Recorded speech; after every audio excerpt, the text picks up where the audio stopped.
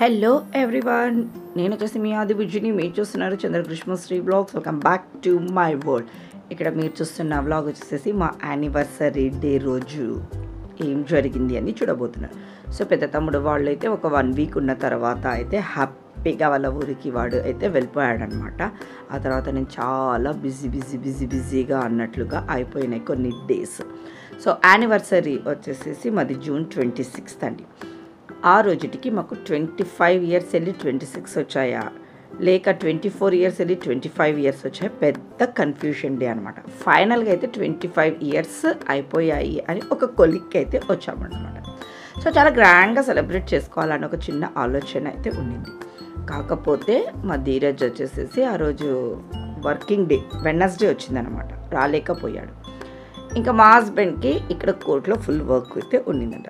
So మేము అక్కడికి వెళ్ళలేకపోయాం, వాడి ఇక్కడికి రాలేకపోయాం. సో కొంచెం బాధగా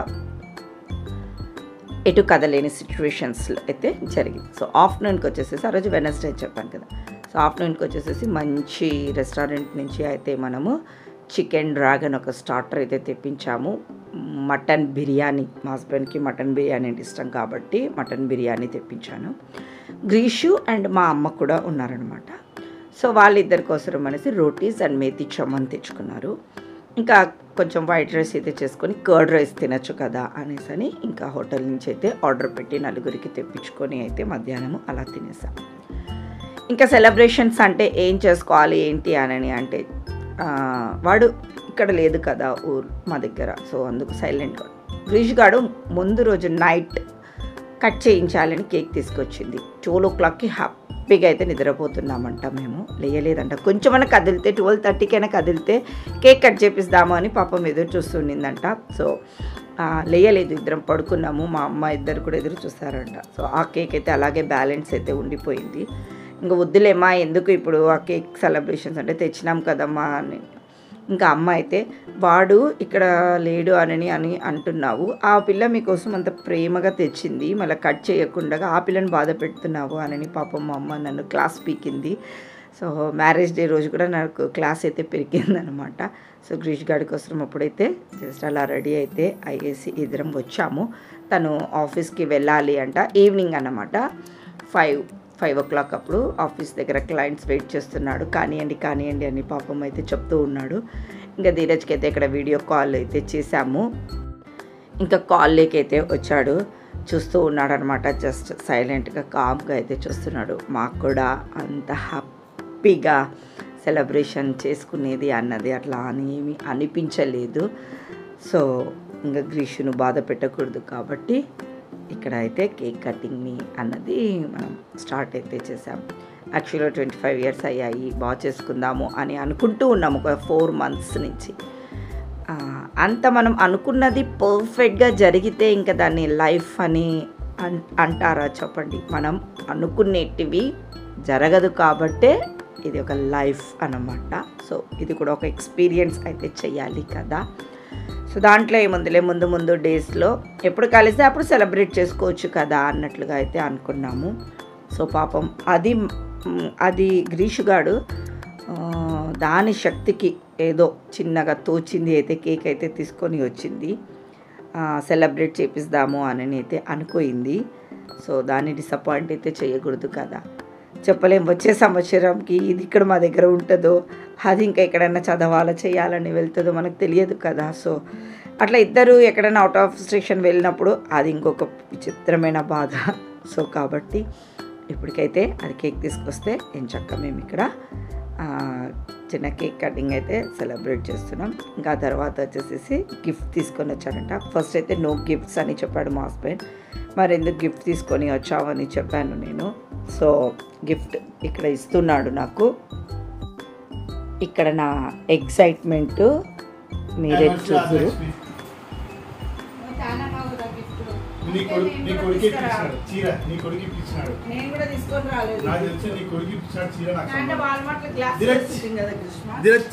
మనము జనసేన గ్లాసులు గిఫ్ట్ దామి ఏం దామన్నావు కదా.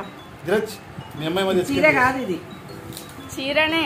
చీర డ్రెస్ మెటీరియల్ ఉండొచ్చు, చీర కాదు. ఏదో ధీరజ్ చెప్తున్నాడు. ఏంటి దిరాజ్ చీర కదా దిరాజ్ దిరాజ్ చీర కదా అయితే కాదు ఏదో కొంచెం కాస్ట్లీ ఏది దిరాజ్ అది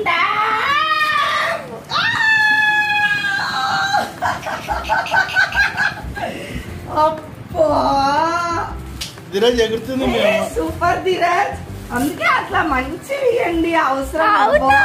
నిజమా?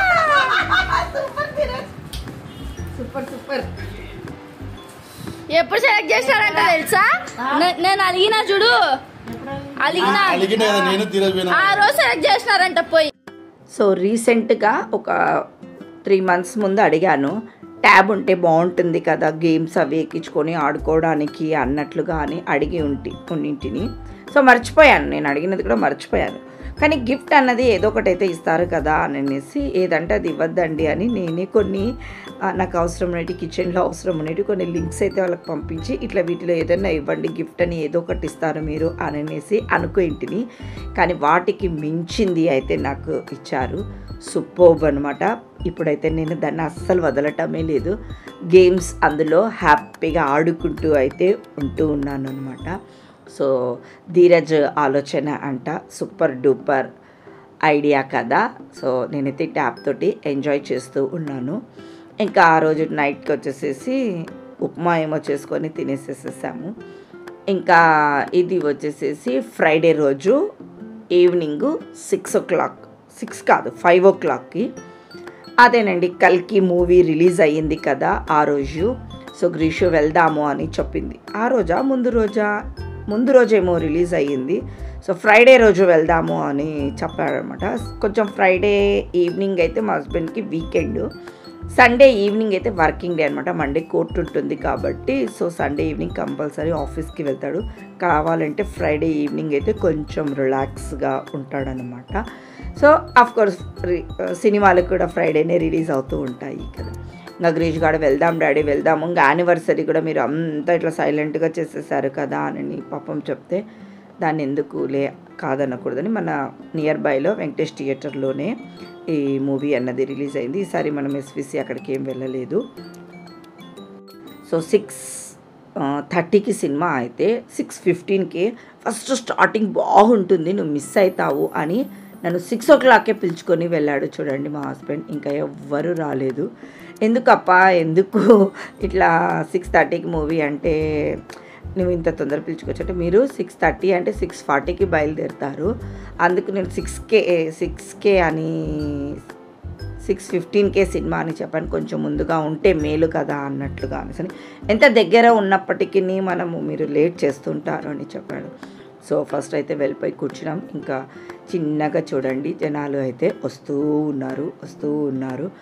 సో సినిమా అయితే మీకు ఎలా అనిపించింది? నాకైతే ఫస్ట్ వెళ్ళాను కదా, నిజంగా నాకు ఏమీ తెలియదు, హీరో కూడా తెలియదు. అంటే ఆ 2 days కొంచెము డల్గా అలా ఉన్నాను కదా.